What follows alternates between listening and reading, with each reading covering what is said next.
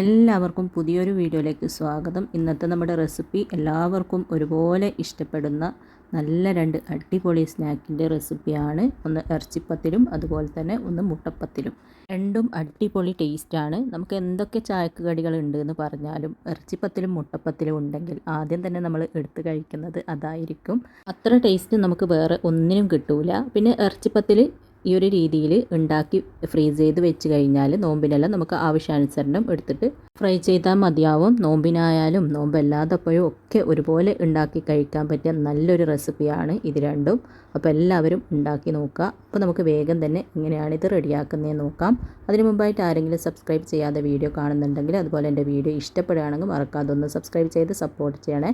പിന്നെ ലൈക്ക് ചെയ്യാനും ഷെയർ ചെയ്യാനും മറക്കരുത്. ആദ്യം തന്നെ നമുക്ക് എല്ലാവർക്കും ഒരുപോലെ ഇഷ്ടപ്പെടുന്ന നല്ലൊരു ഇറച്ചിപ്പത്തിൽ എങ്ങനെ റെഡിയാക്കുന്നതെന്ന് നോക്കാം.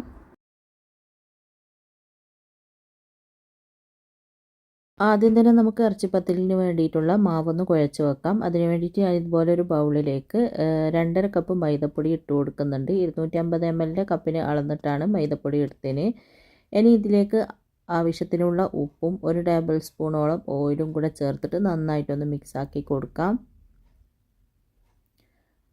അങ്ങനെ നന്നായിട്ടൊന്ന് മിക്സ് ചെയ്തിട്ടുണ്ട്. ഇനി ഇതിലേക്ക് ആവശ്യത്തിന് കുറച്ചായിട്ട് വെള്ളം ഒഴിച്ചിട്ട് നന്നായിട്ട് കുഴച്ച് നല്ല സോഫ്റ്റ് ഡോ ആക്കി എടുക്കാം. വെള്ളത്തിൻ്റെ അളവ് ഞാൻ പറയുന്നില്ല, കുറച്ചായിട്ട് ഒഴിച്ചിട്ട് നന്നായിട്ട് കുഴച്ചെടുത്താൽ മതി. ഓരോ പൊടിക്കും വെള്ളത്തിൻ്റെ അളവിൽ വ്യത്യാസം ഉണ്ടാവും, അത് നിങ്ങൾ നോക്കിയിട്ട് ചെയ്യുക. നമ്മൾ ചപ്പാത്തിക്കെല്ലാം മാവ് കുഴക്കുന്നത് പോലെ ആ ഒരു രീതിയിലൊന്ന് കുഴച്ചെടുത്താൽ മതി. ആവശ്യത്തിന് വെള്ളം ഒഴിച്ചിട്ട് മാവിത ഇതുപോലെ നന്നായിട്ട് കുഴച്ച് നല്ല സോഫ്റ്റ് ആക്കി എടുത്തിട്ടുണ്ട്. ഈ ഒരു രീതിയിൽ കുഴച്ചെടുക്കുക. ഇനി ഇതിൻ്റെ മുകളിലായിട്ട് ഒരു 1/2 ടീസ്പൂണോളം ഓയിൽ ഒഴിച്ചിട്ട് നന്നായിട്ടൊന്ന് സ്പ്രെഡ് ആക്കിയതിന് ശേഷം നമുക്കിതൊരു 20 മിനിറ്റോളം അടച്ച് മാറ്റി വെക്കാം.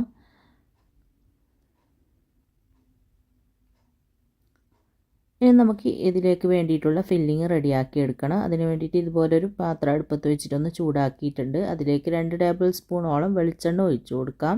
വെളിച്ചെണ്ണ ഉണ്ടെങ്കിൽ വെളിച്ചെണ്ണയിൽ തന്നെ ഈ ഒരു ഫില്ലിങ് റെഡിയാക്കുക, അപ്പോൾ കൂടുതൽ ടേസ്റ്റ് ആയിരിക്കും. വെളിച്ചെണ്ണ അത്യാവശ്യം ഒന്ന് ചൂടായി വരുമ്പോൾ ഞാൻ ഇതിലേക്ക് ഒരു 4 വലിയ സവാള ഇതുപോലെ കട്ട് ചെയ്തെടുത്തിട്ടുണ്ട്, അതിട്ട് കൊടുക്കാം. കുറച്ചധികം ഉണ്ടാക്കുന്നുണ്ട്, അതുകൊണ്ടാണ് ഒരു 4 സവാള എടുത്തിന്.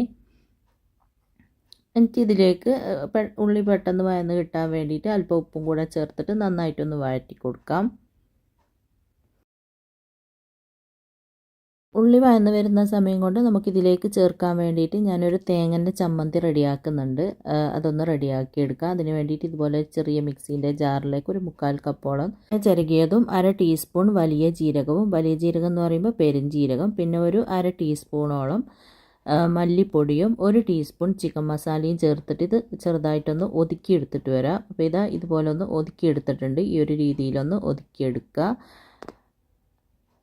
ഇനി ഇതൊന്ന് മാറ്റി വെച്ചതിന് ശേഷം നമ്മൾ വഴറ്റാനായിട്ട് വെച്ച സവാള ഉണ്ടല്ലോ, അതെന്തായി നോക്കാം. സവാള അത്യാവശ്യം ഒന്ന് വഴന്ന് വന്നിട്ടുണ്ട്.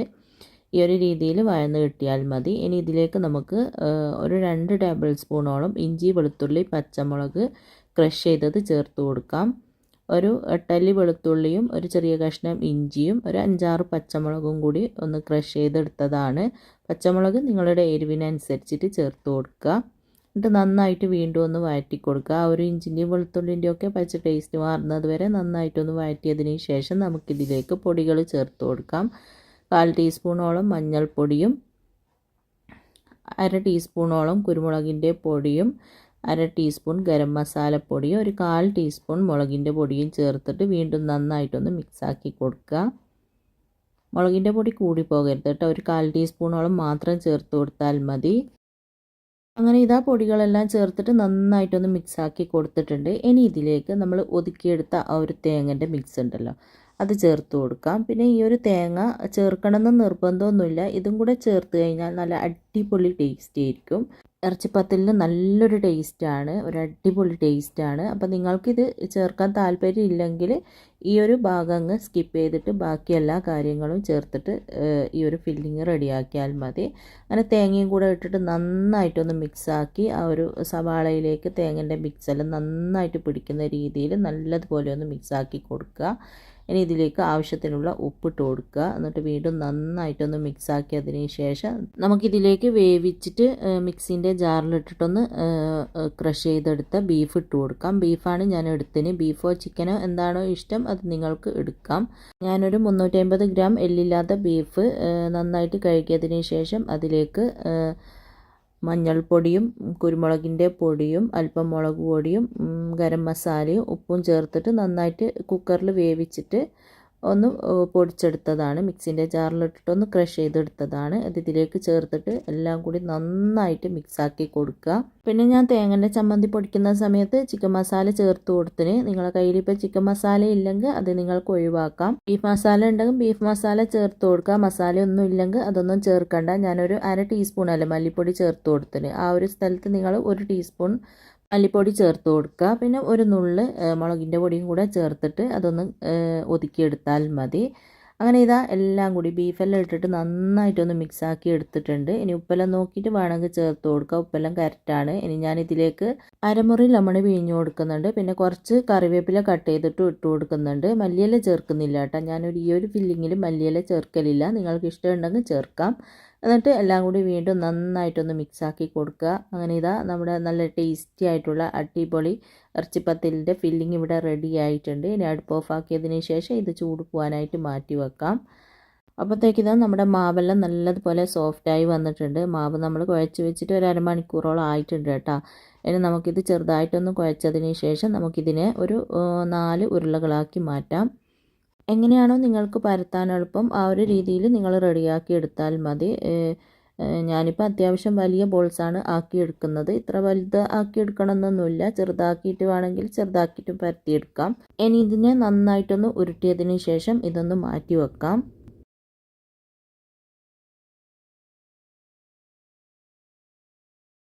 അപ്പോൾ ഇതാ 4 ബോൾസും ഇതുപോലെ ഒന്ന് ഉരുട്ടിയെടുത്തിട്ടുണ്ട്. ഇനി നമുക്കിതൊന്ന് മാറ്റി വെക്കാം. എന്നിട്ട് അതിൽ നിന്ന് ഒരെണ്ണം എടുത്തിട്ട് ഞാനിതാ ഇതുപോലെ ഒരു ചപ്പാത്തി പലകയിലേക്ക് അല്പം മൈദ തൂകിയിട്ട് അതിലേക്ക് ഇതുപോലെ വെച്ച് കൊടുക്കുന്നുണ്ട്.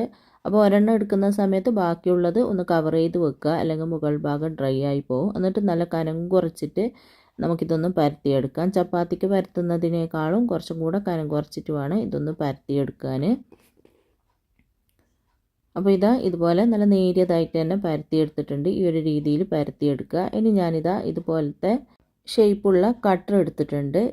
ഈ ഒരു രീതിയിലുള്ള ഇങ്ങനത്തെ ഷേപ്പെല്ലാം കട്ടർ ഉണ്ടെങ്കിൽ അതെടുക്കുക. അല്ലെങ്കിൽ ഇതാ ഇതുപോലത്തെ ഒരു ബിസ്ക്കറ്റ് കട്ടറോ അല്ലെങ്കിൽ എന്തിൻ്റെയൊക്കെ മൂടിയോ അല്ലെങ്കിൽ സ്റ്റീൽ ഗ്ലാസ്സെല്ലാം ഉണ്ടാവുമല്ലോ അതായിട്ട് എടുത്താൽ മതി. ഞാൻ ഈ ഒരു ഇതിൻ്റെ ഷേപ്പാണ് ഇതിന് കൊടുക്കുന്നത്. അപ്പോൾ ഇതാ ഇത് വെച്ചിട്ട് നമുക്കിതിനൊന്ന് അടയാളപ്പെടുത്തി കൊടുക്കാം.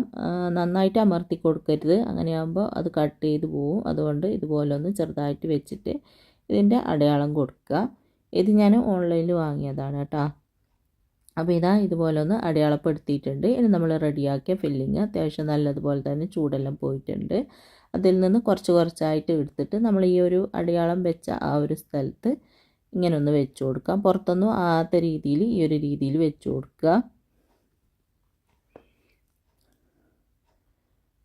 നമുക്ക് പല ഷേപ്പിലുള്ള അച്ചലം വാങ്ങാൻ കിട്ടും. അങ്ങനെ വേണമെങ്കിൽ അങ്ങനെ ചെയ്യാം. അല്ലെങ്കിൽ ഇതാ ഈ ഒരു രീതിയിൽ ഇതിൻ്റെ ഒന്നും ആവശ്യമില്ല. സ്റ്റീൽ ഗ്ലാസ് ഉണ്ടെങ്കിൽ അത് വെച്ചിട്ട് റൗണ്ടായിട്ട് അടയാളപ്പെടുത്തി കൊടുത്താൽ മതി. അങ്ങനെ ഇതാ എല്ലാ ഇതിലും നമ്മൾ ഫില്ലിങ് വെച്ച് കൊടുത്തിട്ടുണ്ട്. പിന്നെ ഞാൻ ഒരെണ്ണം കൂടി സെയിം രീതിയിൽ തന്നെ പരത്തിയെടുത്തിട്ടുണ്ടായിരുന്നു. അത് ഇതിൻ്റെ മുകളിലായിട്ട് ഇതാ ഇതുപോലെ ഒന്ന് വെച്ച് കൊടുക്കുക. എന്നിട്ട് നന്നായിട്ട് സൈഡൊക്കെ ഒട്ടിച്ചിട്ട് സൈഡും ആ ഒരു നമ്മൾ ഫില്ലിങ് വെച്ച ആ ഒരു ഭാഗമെല്ലാം ഒന്ന് നന്നായിട്ട് ഇതുപോലെ ഒന്ന് ഒട്ടിച്ചു കൊടുക്കുക.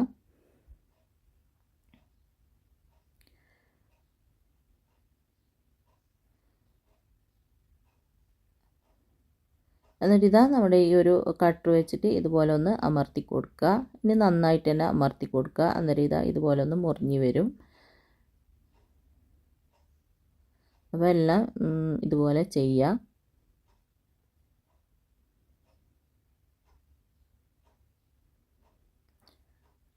അങ്ങനെ എല്ലാം ഇതാ ഇതുപോലെ ഒന്ന് കട്ട് ചെയ്തെടുത്തിട്ടുണ്ട്. ഇനി നമുക്കിത് ഈ ഒരു ബാക്കി വരുന്ന ഒരു മാവുണ്ടല്ലോ അതിൻ്റെ ഇടക്കെല്ലാം വരുന്നത് അതൊന്ന് ഇങ്ങോട്ട് വലിച്ചെടുക്കാം.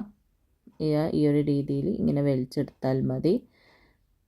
ആ ഒരു മാവ് കളയണ്ട കേട്ടോ. പിന്നെ ഒന്ന് ഉരുട്ടി കുഴച്ച് വെച്ചതിന് ശേഷം നമുക്ക് പിന്നീട് അതും പരത്തിയിട്ട് സെയിം രീതിയിൽ തന്നെ റെഡിയാക്കി എടുക്കാം. ഇനി കട്ട് ചെയ്തത് ഇതുപോലെ ഒരു പ്ലേറ്റിലേക്ക് മാറ്റാം. പ്ലേറ്റിലേക്ക് മാറ്റുന്ന സമയത്ത് അല്പം മൈദ ഒന്ന് തൂക്കി കൊടുക്കുക പ്ലേറ്റിലേക്ക്. എന്നിട്ട് ഇതുപോലെ ഒന്ന് എടുത്തു വെക്കാം. എല്ലാം എടുത്തു വെച്ചതിന് ശേഷം ബാക്കിയുള്ള മാവും കൂടി സെയിം രീതിയിൽ തന്നെ പരത്തി ഇതുപോലെ തന്നെ റെഡിയാക്കി എടുക്കുക. അപ്പോൾ അടുത്തതും ഞാൻ പരത്തിയിട്ട് ഇതുപോലെ ഫില്ലിംഗ് എല്ലാം വെച്ച് കൊടുത്തിട്ടുണ്ട്. മറ്റൊരെണ്ണം പരത്തിയിട്ട് ഇതിൻ്റെ മുകളിലായിട്ട് ഇതുപോലെ വെച്ച് കൊടുക്കുക. എന്നിട്ട് ഷേപ്പിൽ കട്ട് ചെയ്യുക. സിമ്പിളാണ്, പക്ഷേ നല്ല ടേസ്റ്റുമാണ്. കട്ട് ചെയ്തതെല്ലാം ഞാനിതാ ഇതുപോലെ ഒരു പ്ലേറ്റിലേക്ക് മാറ്റിയിട്ടുണ്ട്. ഇനി നമുക്കിതിനെ ഫ്രീസറിൽ വെക്കുന്നതിന് മുമ്പായിട്ട് ഒരു കാര്യം കൂടെ ചെയ്യാനുണ്ട്. അപ്പം ഞാനിതാ ഇതുപോലൊരു ഓട് അടുപ്പത്ത് വെച്ചിട്ടൊന്ന് ചൂടാക്കിയിട്ടുണ്ട്. അതിലേക്ക് നമ്മൾ റെഡിയാക്കിയ ഇറച്ചിപ്പത്തിൽ ഇതുപോലെ ഒന്ന് വെച്ച് കൊടുക്കാം. എന്നിട്ട് ചെറുതാക്കിയിട്ടൊന്ന് തിരിച്ചു മറിച്ചിട്ട് ചൂടാക്കി എടുക്കുക.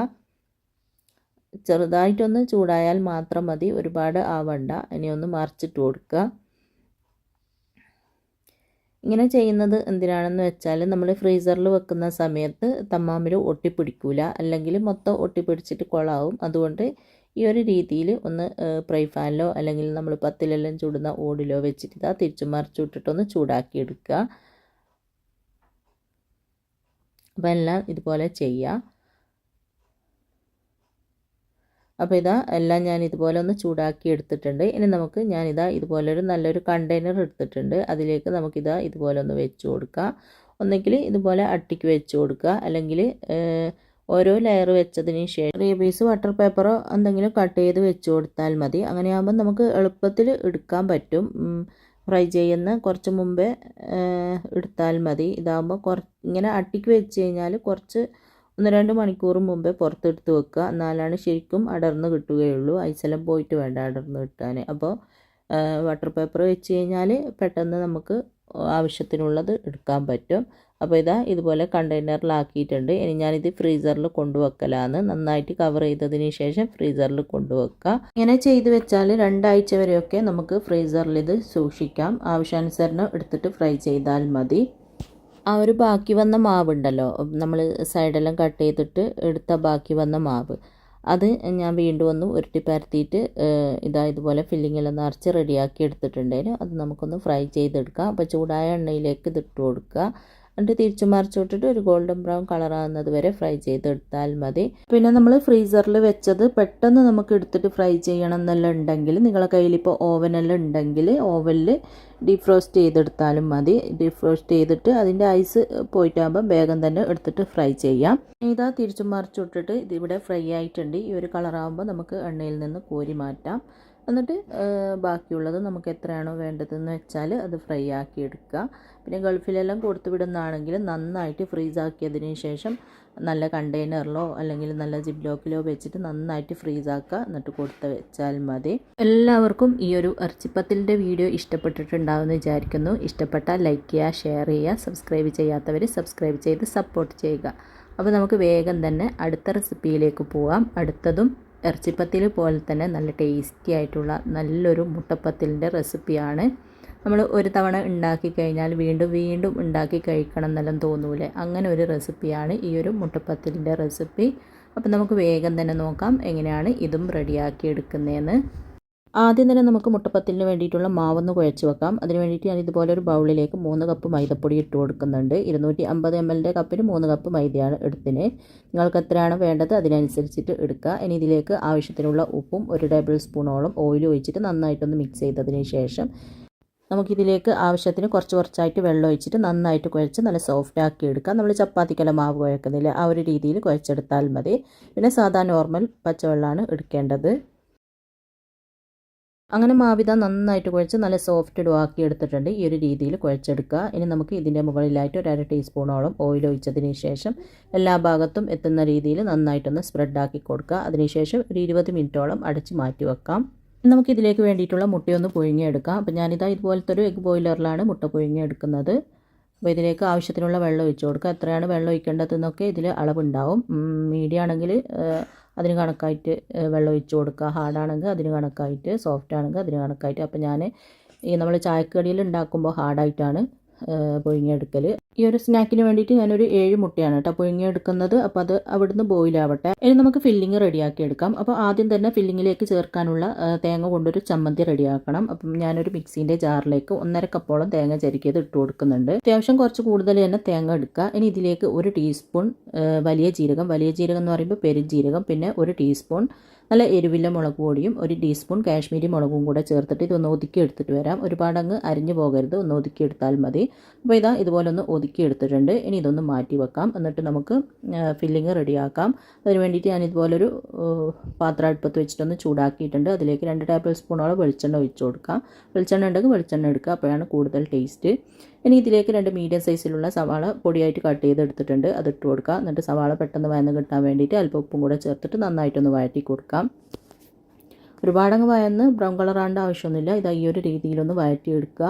ഇനി നമുക്കിതിലേക്ക് 1 ടേബിൾ സ്പൂൺ ഇഞ്ചി വെളുത്തുള്ളി ചതച്ചത്, കുറച്ച് കറിവേപ്പില ചെറുതായിട്ട് കട്ട് ചെയ്തത്, 3 പച്ചമുളക് കട്ട് ചെയ്തതും കൂടെ ഇട്ട് കൊടുക്കാം. പച്ചമുളക് നിങ്ങളുടെ എരിവിനനുസരിച്ചിട്ട് എടുക്കുക. എന്നിട്ട് നന്നായിട്ടൊന്ന് വഴറ്റി കൊടുക്കുക. ആ ഇഞ്ചിൻ്റെയും വെളുത്തുള്ളിൻ്റെയും പച്ചമുളകിൻ്റെയും ഒക്കെ പച്ച ടേസ്റ്റ് മാറുന്നത് വരെ നന്നായിട്ടൊന്ന് വഴറ്റിയതിന് ശേഷം നമുക്കിതിലേക്ക് പൊടികൾ ചേർത്ത് കൊടുക്കാം. 1/4 ടീസ്പൂൺ മഞ്ഞൾപ്പൊടിയും 1 ടീസ്പൂൺ കുരുമുളകിൻ്റെ പൊടിയാണ് ഞാനിപ്പോൾ ചേർത്ത് കൊടുക്കുന്നത്. വേറെ ഒന്നും ഇതിലേക്ക് കാര്യമായിട്ട് ചേർക്കുന്നില്ല. നമ്മൾ തേങ്ങ ചമ്മന്തി പൊടിക്കുമ്പോൾ മുളക് പൊടിയെല്ലാം ചേർത്ത് കൊടുത്തിന് നന്നായിട്ടൊന്ന് മിക്സ് ആക്കിയതിന് ശേഷം നമ്മൾ പൊടിച്ചെടുത്ത ആ ഒരു തേങ്ങ ഉണ്ടല്ലോ, ഒതുക്കിയെടുത്ത അത് ഇതിലേക്ക് ചേർത്ത് കൊടുക്കുക. എന്നിട്ടെല്ലാം കൂടി നന്നായിട്ടൊന്ന് വഴറ്റി കൊടുക്കുക. മിനിറ്റോളം നന്നായിട്ടൊന്ന് മിക്സ് ചെയ്ത് കൊടുത്താൽ മതി. ആ ഒരു ഉള്ളിലേക്ക് തേങ്ങൻ്റെ മിക്സ് എല്ലാം നന്നായിട്ട് പിടിക്കണം. ആ ഒരു രീതിയിൽ നന്നായിട്ടൊന്ന് മിക്സ് ആക്കി കൊടുക്കുക.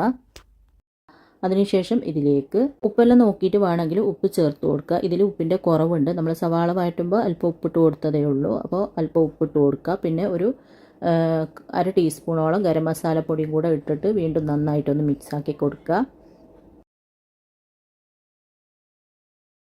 അങ്ങനെ എല്ലാം കൂടി നന്നായിട്ടൊന്ന് മിക്സ് ചെയ്ത് കൊടുത്തിട്ടുണ്ട്. അങ്ങനെ മുട്ടപ്പത്തിലിന് വേണ്ടിയിട്ടുള്ള നല്ലൊരു അടിപൊളി ഫില്ലിങ് ഇവിടെ റെഡി ആയിട്ടുണ്ട്. ഇനി നമുക്ക് അടുപ്പ് ഓഫാക്കിയതിന് ശേഷം ഇതൊന്ന് ചൂട് പോകാനായിട്ട് മാറ്റി വെക്കാം. അപ്പോഴത്തേക്ക് ഇതാ നമ്മൾ മാവ് കുഴച്ച് വെച്ചിട്ട് 1/2 മണിക്കൂറോളം കഴിഞ്ഞിട്ടുണ്ട്. ഇനി നമുക്കിതൊന്ന് തുറന്നിട്ട് ഒന്ന് മിക്സാക്കി കൊടുക്കാം. ചെറുതായിട്ടൊന്ന് കുഴച്ച് കൊടുക്കുക. അതിനുശേഷം നമുക്കിതിൽ നിന്ന് കുറച്ചായിട്ട് മാവ് എടുത്തിട്ട് ഉരുട്ടി പരത്തിയെടുക്കാം. അപ്പോൾ ഞാനിതാ ഈ ഒരു മാവ് ഒരു 5 ബോൾസാക്കി മാറ്റുന്നുണ്ട്. നിങ്ങൾക്ക് വേണമെങ്കിൽ കുറച്ച് കൂടുതലായിട്ട് മാവ് എടുത്തിട്ട് പരത്താൻ പറ്റുവാണെങ്കിൽ ഒരു 2 ബോൾസെല്ലാം ആക്കിയിട്ട് ഓരോന്നോരോന്നായിട്ട് എടുത്ത് പരത്താം. ഞാനിപ്പോൾ നിങ്ങൾക്ക് ശരിക്കും കാണിച്ചു തരാൻ വേണ്ടിയിട്ട് അധികം അങ്ങനെ മാവ് എടുക്കുന്നില്ല. ഇതാ ഒരു 2 ചപ്പാത്തിക്കെല്ലാം ഉരുളകളാക്കിയിട്ട് എത്രയാണോ മാവ് എടുക്കുക ആ ഒരു വലുപ്പത്തിൽ ഉരുട്ടിയെടുത്തിട്ടുണ്ട്. ഇനി നമുക്ക് കൗണ്ടർ ടോപ്പുമ്മൽ അല്പം മൈദ തൂകുക. എന്നിട്ട് നമ്മൾ ഉരുട്ടി വെച്ചതിൽ നിന്നും ഒരെണ്ണം എടുത്തിട്ട് നന്നായിട്ടൊന്ന് പരത്തി കൊടുക്കുക. ഞാനിത് റൗണ്ടായിട്ടല്ല പരത്തുന്നത്, നീളത്തിലാണ്. അപ്പോൾ നീളത്തിലോ റൗണ്ടായിട്ടോ എങ്ങനെ വേണമെങ്കിലും നിങ്ങൾക്ക് പരത്തിയെടുക്കാം. അപ്പോൾ ഇത് നന്നായിട്ടൊന്ന് കനം കുറച്ചിട്ട് പരത്തിയെടുക്കാം. അപ്പോൾ ഞാനിതാ ഇതുപോലെ നല്ല നീളത്തിൽ പരത്തി എടുത്തിട്ടുണ്ട്. ഈ ഒരു രീതിയിൽ പരത്തിയെടുക്കുക. ഇനി നമുക്ക് ഞാനിതാ ഇതുപോലത്തെ ഒരു കട്ടർ വെച്ചിട്ട് ഇതുപോലെ ഇതൊന്ന് അടയാളപ്പെടുത്തി കൊടുക്കുന്നുണ്ട്. ഇതിൻ്റെ ഉള്ളിൽ ഫില്ലിങ് വെക്കാൻ വേണ്ടിയിട്ട് ഇതുപോലത്തെ കട്ടർ ഉണ്ടെങ്കിൽ അത് വെച്ചിട്ട് ചെയ്യുക. അല്ലെങ്കിൽ നിങ്ങൾ എങ്ങനെയാണോ ഇറച്ചിപ്പത്തിലെല്ലാം ചെയ്യൽ ആ ഒരു രീതിയിൽ ചെയ്യുക. എന്നിട്ട് ഇതിൻ്റെ ഉള്ളിലായിട്ട് ഇതുപോലെ ഫില്ലിങ് വെച്ച് കൊടുക്കാം. 1-2 ടീസ്പൂണോ അല്ലെങ്കിൽ ടേബിൾ സ്പൂണോ വെച്ച് കൊടുക്കുക. എന്നിട്ട് ഒന്ന് ലെവലാക്കി കൊടുക്കുക. പിന്നെ ഞാൻ ഇറച്ചിപ്പത്തിൻ്റെ വീഡിയോ ഇട്ടപ്പോൾ കുറേ പേര് ചോദിച്ചിട്ടുണ്ടായിരുന്നു ഈ ഒരു കട്ടർ എവിടെ നിന്നാണ് വാങ്ങിയതെന്ന്. ഞാൻ ഷീൻ എന്ന് പറയുന്ന ഓൺലൈൻ സൈറ്റിൽ നിന്നാണ് വാങ്ങിയത്. ഇത് നമുക്ക് ആമസോണിൽ വാങ്ങാൻ കിട്ടും.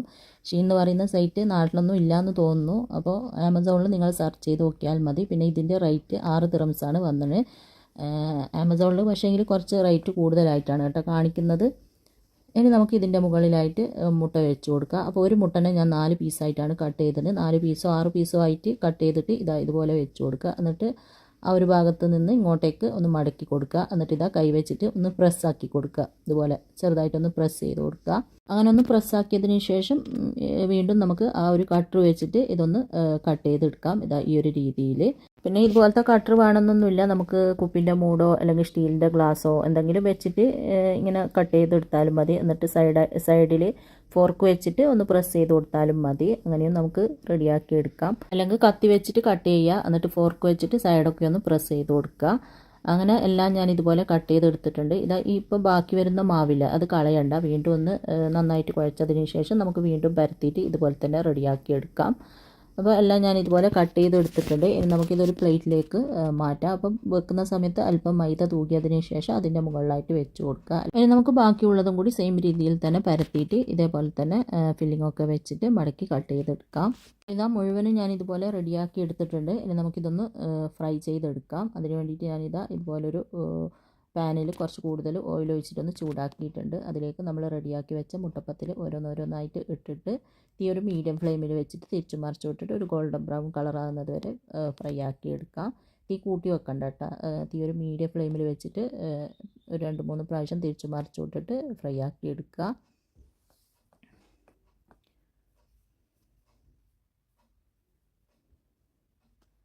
നല്ല ഈസിയാണ്, അതുപോലെ തന്നെ നല്ല ടേസ്റ്റുമാണ്. നമുക്ക് ഇറച്ചിപ്പത്തിലിനേക്കാളും കൂടുതൽ ടേസ്റ്റ് ഈ ഒരു മുട്ടപ്പത്തിലാണെന്ന് തോന്നും. അത്രയും നല്ല ടേസ്റ്റുള്ള ഒന്നാണ് ഈ ഒരു മുട്ടപ്പത്തിൽ.